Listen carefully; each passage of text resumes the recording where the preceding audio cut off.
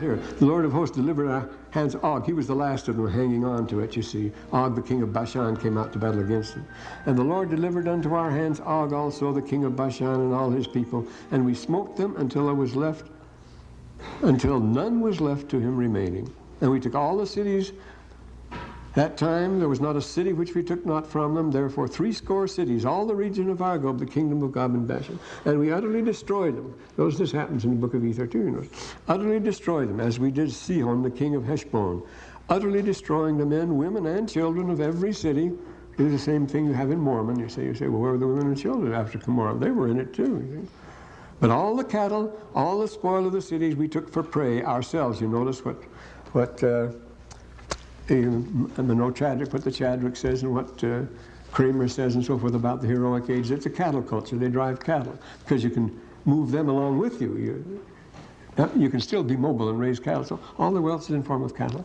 And it says here, and it keeps repeating that, but all the cattle and spoil of the cities we took for a prey to ourselves. And then Og, the king of Bashan. Well, and here's a typical example. Then we came to Mount Hermon, which Hermon the Sidonians call Sidon. Now Sidon, the most common city name in the Book of Mormon, Sidon, was the great, on the coast, Sidon. It simply means fishing rock.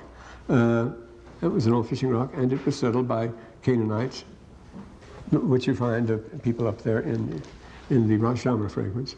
And that's where Rosh Hashanah is up there. They've left us a big library of what they were doing up there. But the Sidonians call it Sidon, and the Amorites call it Shanir, and we call it Hermon. See, everybody's moving around. They give their own names to these places, pushing each other out and so forth, the king of God. And then the Lord distributes them all. He gives the west desert to the tribe of half Manasseh, and they're the Book of Mormon ones. Remember, Lehi's people come from east of the Jordan, from beyond Jordan. And so this is the way things go here.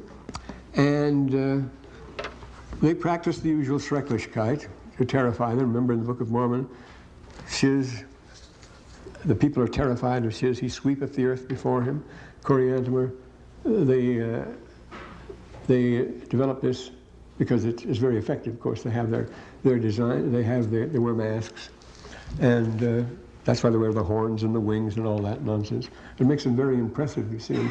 And they sweep the earth before them. Well, we'll see that in a minute. But here I noticed here, just looking at 225, where it says, "This day will I begin to put the dread of thee and the fear of thee upon the nations that are under the whole of heaven. They shall hear a report of thee, and shall tremble and be in anguish because of thee." Terror, Schrecklichkeit. That's a deliberate policy of the German General Staff. We must inspire terror. We must paralyze the enemy before we even hit him with our overwhelming terror and might. You see, and that's the thing that always begets a heavy opposition, unity among the opponents. And then again, he says here, "And we took the cities at that time and utterly destroyed the men and women and the title and the little ones of every city. We left none remaining. Only the cattle we took for prey to ourselves, and the spoil of the cities which we took." So that's the system we find here already. Israel was born in that system. This is the pressure cooker in which Israel came into existence. Now so we have a Jaredite society, and this is what it is. Just to save us some trouble here, we'll read some passages. Now you notice, you read your book of Jared and your book of Ether, and you find the whole history is a tale of fierce and unrelenting struggle for power. It's dark with intrigue and violence, strictly of the Asiatic brand. When the rival for the kingdom is bested, he goes off by himself in the wilderness, bides his time, he gathers an army of outcasts. This is done by drawing off men to himself, by bestowing lavish gifts and bribes. There's a nice summary of the whole thing here. I might read it to show you what utter nonsense is going on and how completely authentic it is. Where do we have that here? Oh yes, and following and so forth. I got it here. Now, you say you can't believe this. Just wait a minute. This is the normal course of history, I assure you. It's absolutely outlandish, but it's the thing we're coming into today. We're the only people that are in for it, but we're determined to do it. To get into this rat race. Yeah. This is the story here. This is the cycle running from the unity of nation to division, conflict, hence paralysis or extinction. And it's repeated a dozen times. There are, The sorry round begins with Korihor, the great-grandson of the original Jared. He rebelled against his father, the king, and he moved out of the land and drew away many people after him, Ether 7 and 4, until he had an army that was able to beat the king and take him captive. The king's captive, his army, Korihor, takes over. Korihor was now what he wanted to be, number one, until his brother, Shul, beat him and restored the kingdom to the father again, who became number one. Then Korihor does a surprising thing. He repents, and Shul gives him a share of the kingdom. That's the first time around. Each cycle ends with repentance. Later, Korihor's sons rebelled and, quote, drew away all his brethren and many of the people, 7:15. Whereupon he captured Shul and became number one again until the sons of Shul conspired and murdered him. And then Shul became number one. At least we've got rid of Korihor now. How many times has he been back and forth? Until his rule, there came prophets. That reminds me, I went sound asleep in priesthood yesterday, so I don't blame you for doing the same. Under his rule, there came prophets telling the people to repent or be destroyed. And the people did repent and prospered. Then later one Jared did flatter many people until he gained one half of the kingdom. From his father, Omer, he took it. His sons beat Jared, though, and reinstated Omer as number one. To get back the kingdom, though, Jared formed secret combinations bound with oaths. The oaths were given by them of old. See, this is the archaic system. It's already, Jaredites, when they came over here, already represented an ancient civilization. Don't try to fool around with chronology here. Were given them by old, oaths were given by them of old, who also sought power to help such as sought power to gain power. Notice that is the thing everybody's after here. I like this power business. Then, Jared was killed by his son-in-law, Achish. Then Erkash, wary of his own son, starved him to death, whereupon another son left the country and joined the deposed king Omer and his followers. Achish was a hard man to beat because he'd won the hearts of the people by knowing just what they wanted. The people of Achish were desirous for gain, and Achish was desirous for power, fair exchange. But his sons could also play the game, and with money. They drew away the more part of the people after them. 9 and 11, you see.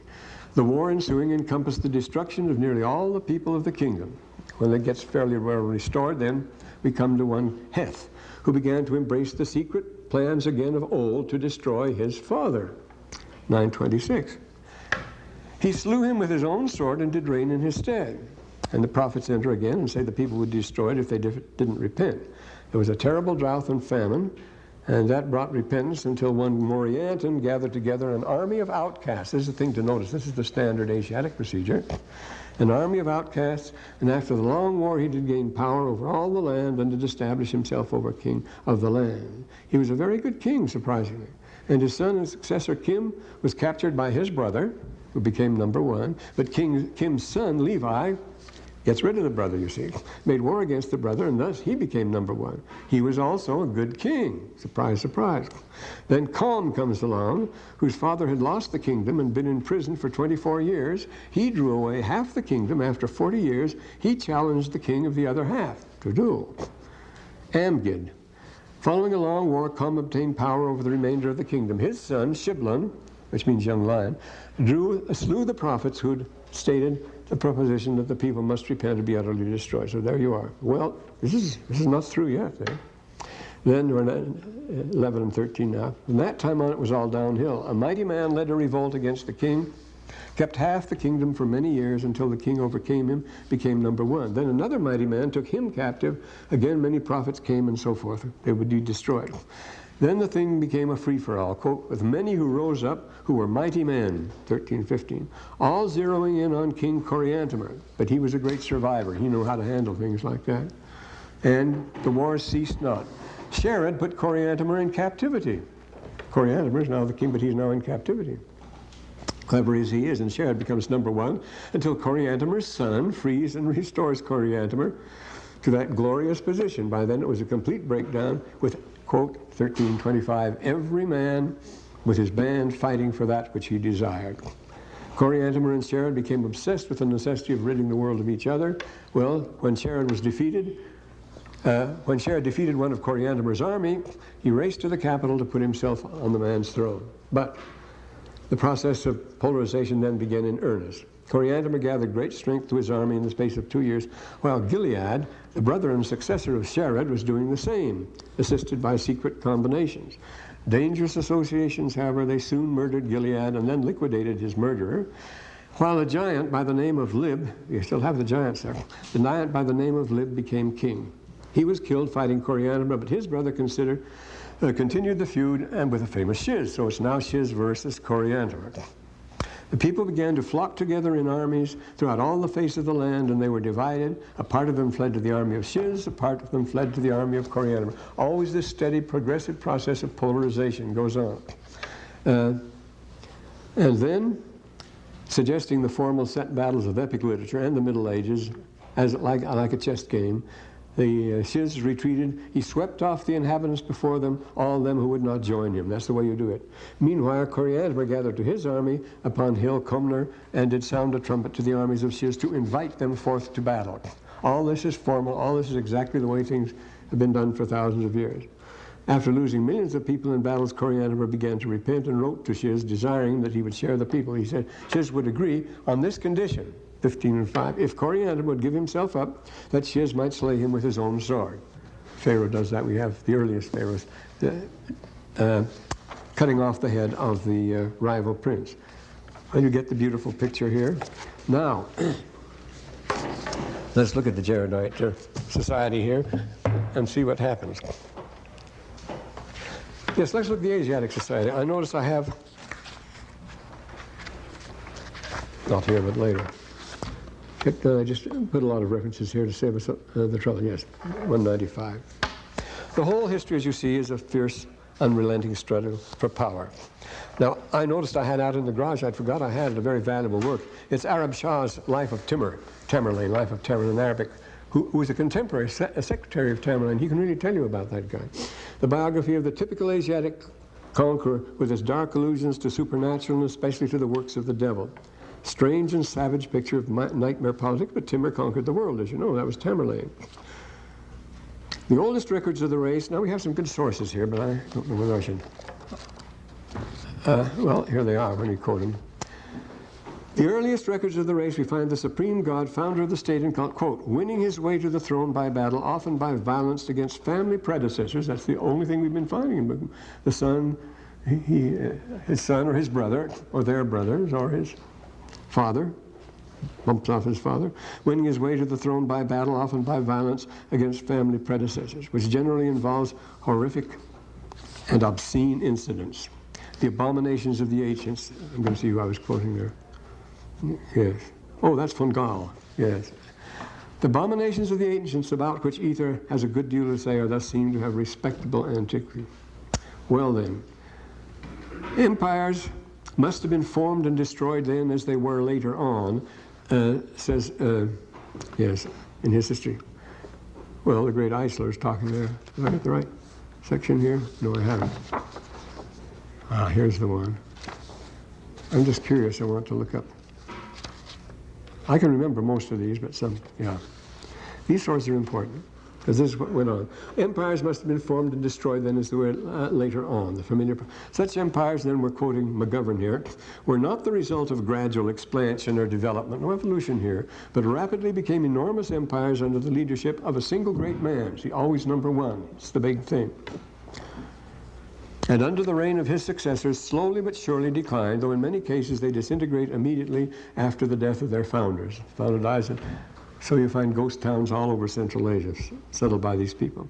The fugitive who gathers forces in the wilderness by drawing off people, this is the way you do it in the Book of Ether, drawing off people from his rivals, is a strictly conventional figure on the steps. That's the way every great conqueror begins. Lu Fang, I suppose we should write these down. I have some better ones later on. Well, Lu Fang, quote, the leader of a small military band, half soldiers and half bandits, nearly won the whole Hunnish and Chinese empires for himself 2,000 years ago, and would have done so had not some of his own ambitious officers deserted him, just as he had deserted others. Now, we all know this one. It was after cheating his brother of the throne that Attila sought to subdue the foremost nations of the world, and after his death, 2 of his descendants went out into the wilderness, where they gathered about them armies of outcasts, each hoping to win back the world empire for himself. Same process going on, you know. You will remember that Genghis Khan lived for years as an outcast and a bandit. As he gathered around him forces that were to conquer all his rivals, those forces were actually drawn off from the armies of the rivals themselves under the nomad system, quoting somebody else now. The leaders of the Bagadurs and Noyons, tribal chiefs, strove to become independent by attracting subjects and followers of their own. They have a name by that. It's Jadaba. The Arabs use that name to draw away people to yourself and build up a following. That's what you do in politics too. The great ruler of Asia have regularly passed from the risky station of bandit chief to hardly less risky one of world monarch and back again, where every man, now we're quoting from, here's another one I have out in the ground, Aksarai's History of the Seljuk Turks, another Arab historian who's writing contemporary. This is what he says, where every man is filled with the desire to become an independent prince, and every prince to become the lord of all. This is ambition, this is power, what we're talking about here. The boldest, we're quoting again, the boldest adventurers flocked eagerly to the banner of the new and successful chieftain of every race.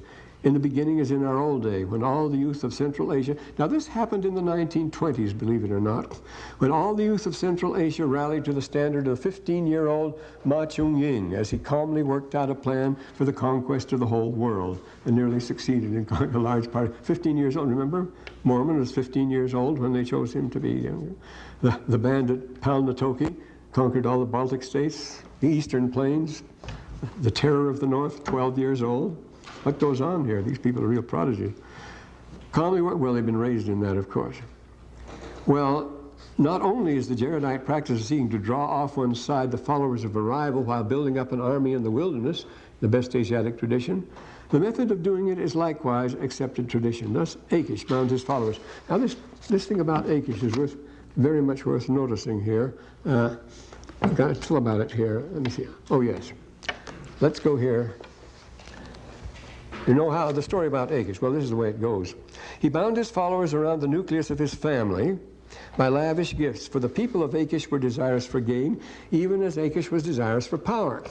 Wherefore the sons of Achish did offer them money, by which he drew away the more part of the people after them. It was the sons of Chinggis Khan who did most of his campaigning for him, same way as Achish. And from the very beginning, the secret of his power was the huge heaps of precious things that always stood near his throne, and from which, after an immemorial custom of the steppes, he rewarded all who joined him.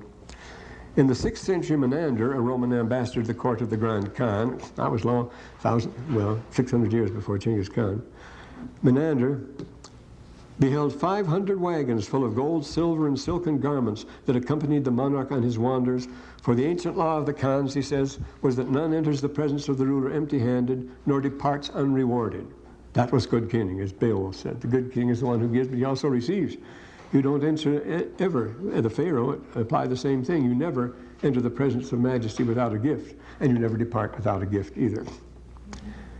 The pattern of steppe imperialism, according to Vernadsky, who wrote the standard work on the primitive Russian Empire, begins with accumulated wealth in the hands of some able chieftain, which enables him to expand his popularity among neighboring clans.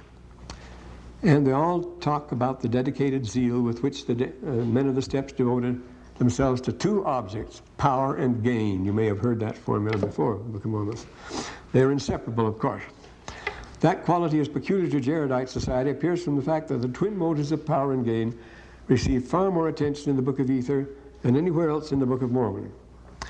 It came to pass that Achish gathered unto himself the house of Jared, all his kinfolk, and said unto them, will you swear unto me that you will be faithful unto me? Now, the only way you can bind them together, this all the authorities note too, always. How can you bind a person to you who's riding a horse and is free to gallop off in any direction he wants, in the night or any other time?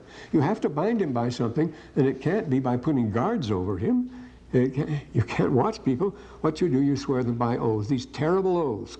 That's why from Central Asia come these most awful and frightful oaths, because the only way you can bind a person to you.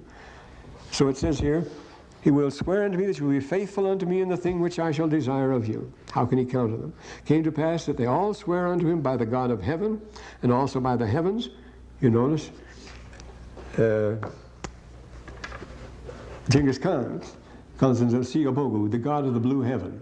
He swears his oaths by the blue heaven. by the God of heaven. He calls himself God, this is a Bogo, I think it's called, yes. And also by the earth, and by their heads, that whoso should vary from assistance which Achish desired should lose his head. And Achish did administer to them the oaths which were given by them of old, who sought power, which had been handed down from Cain. This is the normal course of history, alas, to say that. The very oldest text in the language of the world, we're quoting Fritz Hommel here, were incantations having the stereotyped conclusion, let it be sworn by the name of heaven, let it be sworn by the name of earth. The flood of documents that came forth of recent years teach us the ways the dawn of history bound people by oath and so forth. The Enuma Elish. Well, you know, the Enuma Elish, the text is from the old Babylonian king. It's very old, the oldest, but it goes back to the founding of the world. You see, that's the idea. It's their New Year celebration of the founding of the world. And there, Tiamat, aiming at the rule of the universe, draws off the gods to her side so that they conspire unceasingly day and night against the rightful ruler and gather themselves together in a host to make battle. When he heard the news, the true king sat upon his throne, grim and silent, without saying a word. He smote his thigh, he bit his lip, he controlled his voice, and finally gave orders to assemble his host, by which formal acclamation they all took the oath of allegiance to his leader Marduk. This story goes back to the very beginning of things. Actually, comes from the first Babylonian dynasty, but its background is Sumerian. Well, we have the terrible oaths that are taken and broken. Well, here, for example, the king of the Comains caused the emperor of example, Nicephorus was the emperor. The king of the Comains caused the emperor of Constantinople and their people to be blooded. Each drank alternately of each other's blood. This is the kind of oaths they would make, you see. Study of the oldest annals of Asia conducts us, as does the study of the oldest language, into a world of oaths and covenants. Well, we see why this should be so. And Mithra rule, says the Avesta, by virtue of his 10,000 spies. See, the Avesta is Iranian, that comes out of there. Which make him alone, of all kings, undeceivable. Is this the institution of the king's eyes and the king's ears, perfected by the Persians and inherited by the monarchs of many lands? The success of any conspiracy against watchful loyalty, you see, it has to be great secrecy. Great secrecy and surprise before our else. So we have the unfailing adjunct of nemesis of the Asiatic king is the secret society and surprise. That's what Napoleon says, secrecy and surprise. Well, that's what strategy is. Just bring a surprise. Don't let the enemy know what you're doing. You can win by surprise. You must always surprise him. The normal constitution of the Asiatic Empire, Wright and Delaporte, in their very large work on the subject, they've written a great deal on that, the French. Wright and Delaporte say, the normal constitution is, quote, despotism tempered by dethronement and assassination. That's the process, you see, in which the clergy play a leading role here. Well, that's the way things go. And here I notice I have some examples. I have 228, is it? Yes. This where I list the numbers? I listed 12 good. Oh, I see where that is. Well, this is good anyway. This system of drawing off we're talking about. Say, there's an Arabic word for it, jadaba. From whom shall I take away the lawful sovereignty? Asked Mithra in the Avesta. And then the exchange of personal letters, that's important. Here's a good one, you see. Let Shan Yu come to the south and either meet the emperor in open battle or else become a subject and pay reverence to the imperial throne. That's a typical example. Jealousy and ambition, says Xenophon, March of the 10,000, way back in the 4th century BC. He marched right to the center of Asia, as you know. The jealousy and ambition, he says, are the essence of Asiatic kingship, which is an intensely personal thing. He describes how Croesus and Cyrus fought it out, the Kassite king. In the midst of the battle, my own hand captured Castilias, the Kassite king, at the point of the spear. Unto the setting of the sun, I waged battle. And of course, that vividly recalls the Book of Mormon, Shiz and Coriantumr, hacking away at each other until nightfall, and they'd sleep on their weapons, and then they'd go fighting away the next morning. And he says, now this is the Kassites taking over Babylonia at a very early time. He captured Castilias, and at the point of the spear, unto the setting, I waged battle. And so we have the same thing. The personal combat between kings. Shiz says, if you let me cut your head off, I'll spare your people, because they become his people. Then there's the challenge to each other. The king of the Massagetae, the king of the Scythians, sent his challenge to the king of the Massagetae, and also to the great Darius, whose father exchanged challenges with an early queen of the Massagetae, a famous queen, Tamiris. The king of the Visigoths challenged the Emperor Honorius to a single combat, as did Lazarus, the king of Serbia, challenged Amurath the Turk, and so on. It goes on. And the great Khans, when their rivals were captured in battle, would personally behead them. That was part of the ritual, as Chinese generals still do to other Chinese generals. They did when this was written. And so again, this is all right out of the Book of Ether, you see. And drinking out of the skulls and so forth. And sweeping off the... Now, wars of extermination. I used to think that was an exaggeration, but don't fool yourself. Remember, we're told they swept off the inhabitants before them, all they that would not join them. Ether 14 and 17. All right, now here's what... I think this is what Arab Shah writes.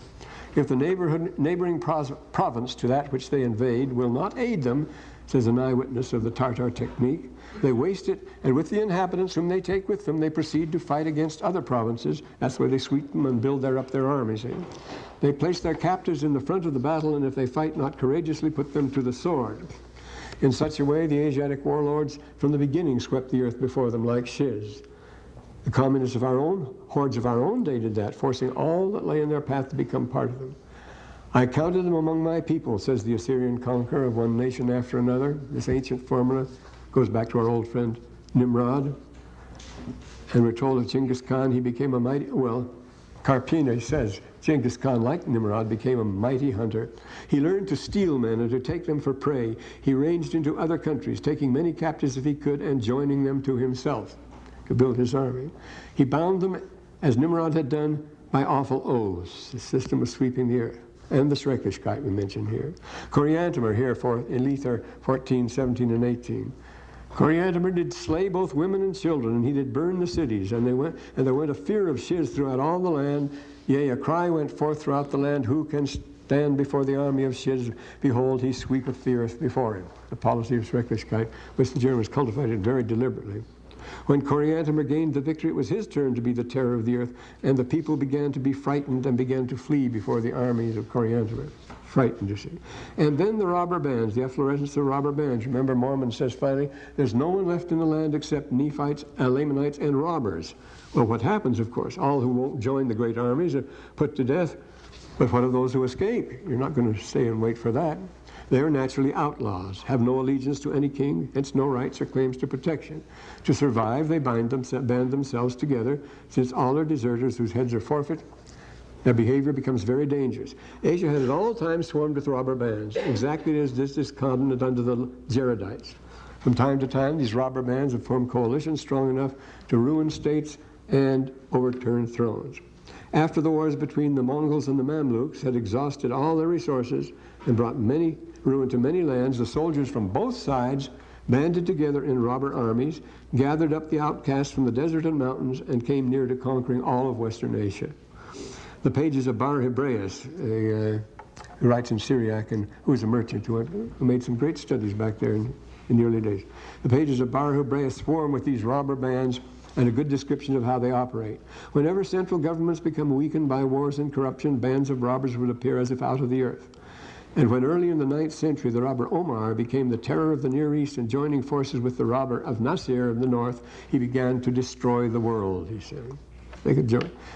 Just as robber bands often formed the nucleus of world-conquering armies, some Chinese emperors had whole armies composed of what they called bad young men. Whole armies.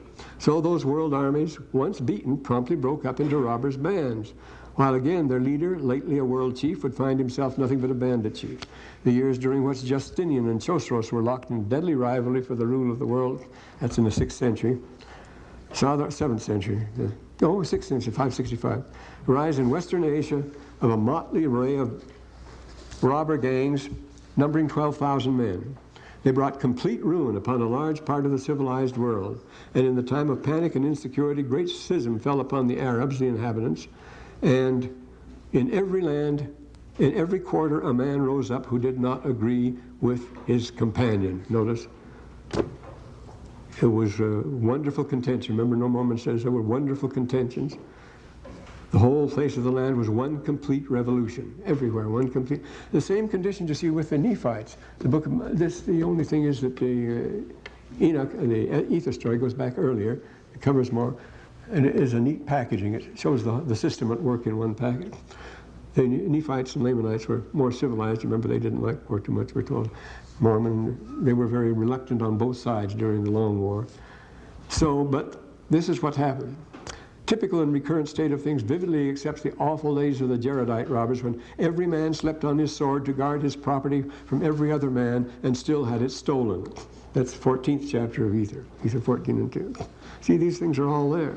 In Taras Bulba, Gogol's great novel, he describes the Kazakh hordes. Taras Bulba was a Kazakh. Kazakh hordes as going quite insane in battle, as Ether puts it. Well, the pathological aspects, the hideous disguises, the bloody oath, the insane yells. They were drunken with anger, even as a man is drunken with wine, says Enoch. Ether, I keep saying Enoch. Ether 15 and 22. One thing is a custom of collecting scalps, which came from there. The Indians didn't originate it. It was the Hamilton, the hair buyer, financed it in the French-Indian Wars here, but it comes from Asia. It was an Asiatic custom. You find it everywhere. And then now the insane wars leading to complete annihilation on both sides, with the kings the last to go. We've mentioned that before. The same thing had happened earlier in the days of Achish, when the war, population was reduced to 30 people, Ether 9 and 12. This all seems improbable to us, but two circumstances peculiar to the Asiatic warfare explain the phenomenon, which is paralleled everywhere. First, every war is strictly a personal contest between kings. It must continue until one of the kings is fallen or is taken.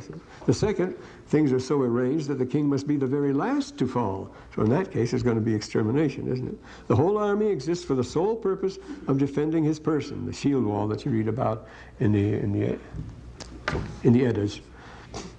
This is clearly seen in the game of chess. We mentioned before, all the pieces are expendable except the king, who can never be taken.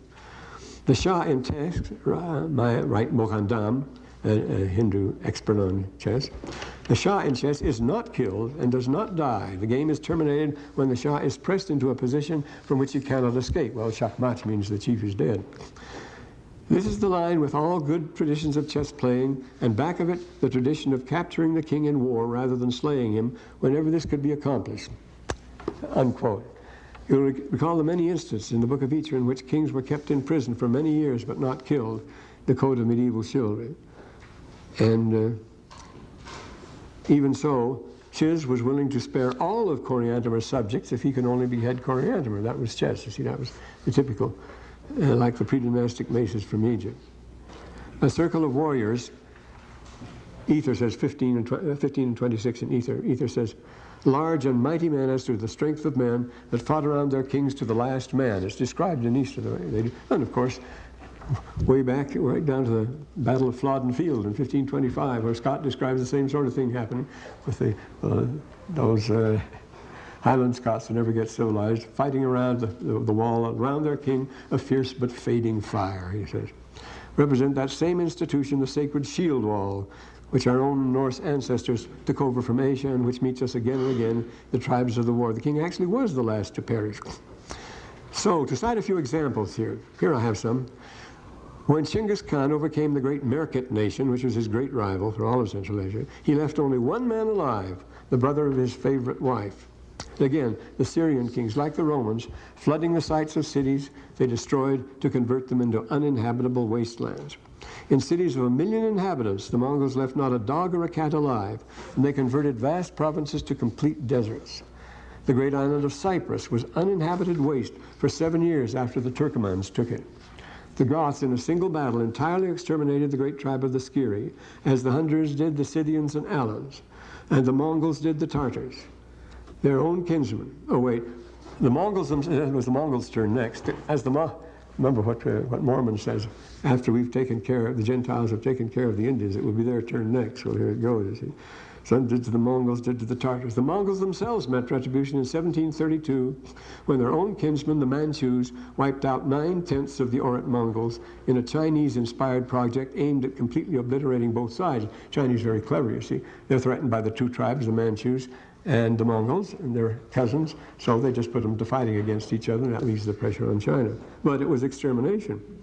Such mutual suicides of the nations were not uncommon. The Kin and the Sia, they are two Hunnish tribes, the Kin and Vast, the two greatest empires of their day, so closely related in blood as were the people of Shiz and Coriantumr. They engaged in 15 years of warfare which wiped out 18 million people. a figure that makes Ether's 2 million people, and Ether 15 and 2 seem rather paltry. 15 to 2 million killed in the last extermination. Incidentally, the wars of Genghis Khan cost China alone 40 million lives. These people don't fool around, do they, when they wipe them out? They do in vast numbers. The Hunnish Zhao dynasty of the north and the Xin Empire of the south almost achieved neutral quietus during a civil war in which, quote, neither side was willing to make peace until the other was completely crushed. In the 1st century BC, the Huns divided to follow following two brothers in the good old Jaredite fashion, Gigi and Huhansi. 20 years of war followed, and the deadlock was only broken in 43 BC when Gigi's people in despair finally fled to the west in the best Jaredite manner after leaving vast stretches of land bare and deserted behind them. That's a quote. So this is the sort of thing. When the Jaredites left down these bones littering the land, what the Jaredites left behind them was the land littered with bones. For, quote, so swift and speedy was the war that the whole face of the land was covered with the bodies of the dead, 14 and 12. And a generation later, their bones lay scattered in the land northward. We read in Omni, back in the Book of Mormon earlier, you see. A medieval traveler passing Kiev, years after the great wars between the Mongols and the Russian hordes, reports, quote, when we were traveling through this country, we found an innumerable multitude of dead men's skulls and bones lying about upon the earth. Far away in Komanya and Kangle, the same traveler says, we find many skulls and bones lying on the ground like cattle dung. All the living inhabitants, he notes, were reduced to slavery. Where burial was at all possible after the great battles, the only practical procedure was to heap up the bodies in great piles and cover them with earth, as the Book of Ether says, like dung, erecting great tumuli over them. The entire Naiman nation, this was a great nation, the entire Naiman nation was thus buried after its destruction. Joinville, who accompanied St. Louis in the 14th Crusade, well, the 7th, numerous, it was a catastrophic into Egypt there. Joinville traveled a whole year, he was the secretary to Baldwin of Jerusalem, traveled a whole year through Asia to reach the court of the Khan of Tartary. He saw along the road of the Tartar conquest large mounds of bones, he says. A careful comparison of the prehistoric minds of Asia and America is in order. So this is the pretty picture we have here. And, I want to mention this, the daughter of Jared, the succession here. This we should talk about, we should mention this here too. This Salome episode. The story of Jared's daughter. This was later Jared who rebelled against his father and did flatter many people because of his cunning words until he had gained half the kingdom, and did carry away his father into captivity after defeating him in battle, and did make him serve in captivity. This happens again and again in the Book of Ether. You have time to go through here. In captivity, the king raised other sons who finally turned the tables on their faithless brother, beat his forces in a night skirmish. It was a palace coup. There's a marvelous description of that in Egyptian literature. They spared his life and promised to give up the kingdom, but they failed to count on Jared's daughter, an ambitious girl who'd read, or at least asked her father if he had read in the records which our fathers brought across the great deep. All this was deliberately, consciously carrying on the traditions of the old world. He says, we read in the books we brought up with us of our fathers about the great deep, a very instructive account of those devices by which men of old got kingdoms and great glory. See, this was the process. Hath he not read the record which our fathers brought across the great deep? Behold, is there not an account concerning them of old, how that they, by their secret plans, did obtain kingdoms and great glory? This is the law of succession they follow, you see. Now therefore let my father send for Achish, the son of Kimnor. Behold, I am fair, and I will dance before him, and he will please him, and he will desire me to wife. Therefore he shall desire, ye shall will. Historically, we go on here. Historically, the whole point of the story is that it's highly unoriginal. It's supposed to be. The damsel asks her father if he's read the record and refers to him how them of old did this thing. It dealt with a pattern. And this is basic. This what she tells him to do, and what Achish carries out is the very essence of what they called in Cambridge in the 1930s. You see, that's when I grew up, in the 1930s. In Cambridge, they called it patternism. This is the pattern in which the princess dances. Well, there have been some good novels written about it. Marie Renault, The King Must Die, and so forth. There's some wonderful things about it. Patternism, because this is the pattern of royal succession that was followed. Weird as it seems, you see. And this is it. In which a princess dances before a romantic stranger, wins his heart, and induces him to behead the ruling king, marry her, and mount the throne. The sinister daughter of Jared works the plan for all it's worth. Having got her grandfather beheaded and her father on the throne, she proceeds to marry the murderer, Achish. she wants him to be king now, so she gets her father murdered next, you see, who presently, having sworn by the oath of the ancients, the old system again, you see, obtained the head of his father-in-law as he sat upon the throne, Ether 9:5. And who put him up to the new crime? Quote, it was the daughter of Jared who put it into his heart to search up these things of old, and Jared put it into the heart of Achish, 8 and 17. At first she influenced Achish through her father Jared, but after Achish became her husband, she would of course act directly under her influence to dispatch her next rival. According to the ancient pattern, Ether insists this all goes back to the ancients. Well now, what comes next, of course? Achish, as soon as his successor became apparent, would be marked as the next victim, and he was. And surely enough, we find him so suspicious of his son that he locks him up in prison and starves him to death. But there were other sons, and so there, quote, there began to be a war between... See, this is the mother goddess who is permanent there, you see. As I say, it's been written up best by Marie Renault in some of her novels. She's done a good job of it. They began to wage a war between Achish and the sons of Achish, ended in the complete ruin of the kingdom. Many years later, the old evil was revived by Heth, who began to embrace the secret plans of old, dethroned his father, slew him with his own sword, and did reign in his stead. Well, now, I have some. You see, it's a great subject. And so I'm going to give you the subject to write on for the final now. You write an essay on this.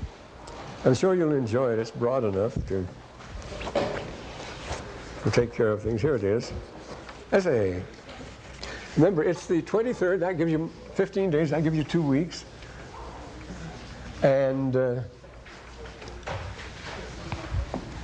3rd at 3 o'clock. Another day, too. This is it. Now, this is about as broad as you can, but this is good.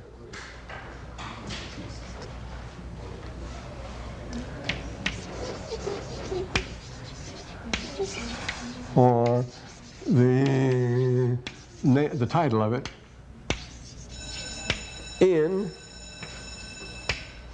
the decline, that's an L, and fall of the Nephites, of course. Nephites and Jaredites, we're going to add them. You can brood about that, you see. Something to make you really sad. I guess that's where you're right, not Nephites. They're Nephites. PH. Fights. And getting into very bad habits of writing. All my own notes I write in shorthand, so I don't learn to write. Essay, quote, this is the title. Lessons for the present, right? In the decline and fall, not of Rome, but of the Nephites and Jaredites. This is the best decline and fall story we have. You notice how the book of Ether starts out. These people who were destroyed on the face of the Northland. Nephi starts his story, destruction of Jerusalem. Moroni ends his, of course, with destruction. It's pretty sad. It has lessons for us here. I don't think the Book of Mormon is fooling around.